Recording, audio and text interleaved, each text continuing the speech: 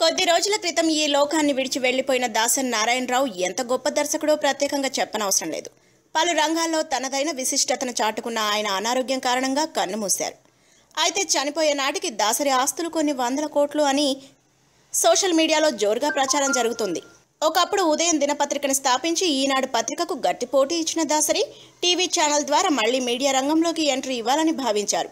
తెలుగులో తన పేరు గుర్తుకు వచ్చేలా డి ఛానల్ను నెలకొల్పాలని ప్లాన్ చేసుకున్నారు. న్యూస్ ఛానల్ తరహాలో కాకుండా ఎంటర్టైన్మెంట్ ఛానల్ను పెట్టి మా టీవీకి గట్టి పోటీ ఇవ్వాలని అనుకున్నారు.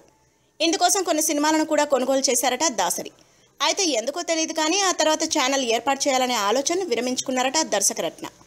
అయితే అప్పటికే ఛానల్ కోసం ఆయన కొనుగోలు చేసిన పలు సినిమాల హక్కుల కోసం పలు టీవీ ఛానళ్లు భారీ రేట్ ఇచ్చేందుకు ముందుకు వచ్చాయట.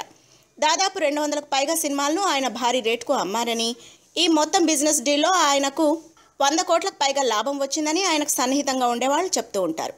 అలా ఛానల్ పెట్టకుండానే కోట్లు గడించిన దాసరి ఆ డబ్బుతో పలుచోట్ల భూములు కొనుగోలు చేశారట. మొత్తానికి టీవీ ఛానల్ పెట్టుకున్న ఆ కారణంగా కోట్లు సంపాదించారు Dasari. If you like the video, please like us and subscribe Tollywood Nagar.